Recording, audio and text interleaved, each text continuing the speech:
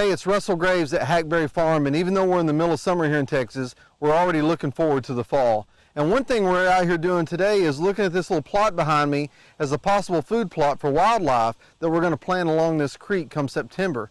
And a couple of weeks ago we got out here and we mowed the spot, but now we're going to take the next logical step, and that's the soil test. And so you see behind me here is my farmhand and son, Ryan Graves, and he's going to show you the simple tools that we need to do a soil test. So simple tool number one is we need a shovel. Second thing is we need a clean plastic pail.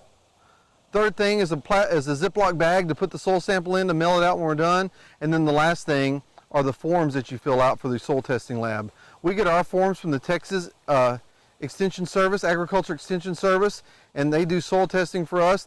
The price of soil test ranges anywhere from, say, $12 for a simple analysis all the way till about $34 for a more complex analysis. So Ryan's going to show us the proper way to take a soil sample. So really, it's really easy.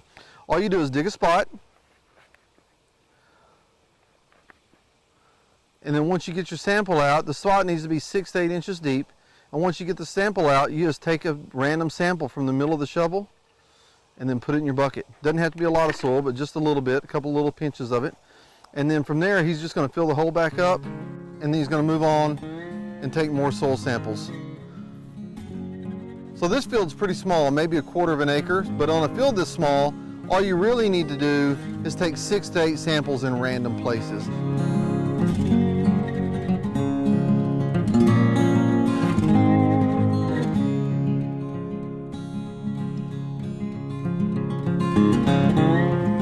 Once Ryan's collected all of his samples, all he's going to do now is just reach down into the bucket and then mix it up good. And then what he's doing is he's taking all the random samples he took from this field and he's just going to combine them into one, and that way you get a good snapshot of the average fertility of this field.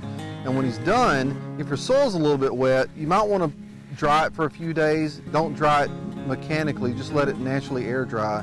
But since we're in the middle of July here in Texas, it's pretty dry already. So all we're going to do is make sure we got all the sticks and leaves out and just try to have as pure a soil sample as we can.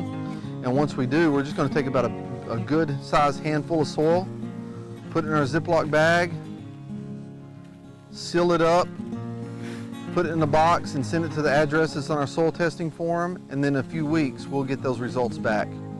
And when you get the results back, it'll tell you, depending on the type of soil test that you decided to get, it'll tell you what your soil's deficient in, not only on a primary nutrient standpoint like nitrogen, phosphorus, or potassium.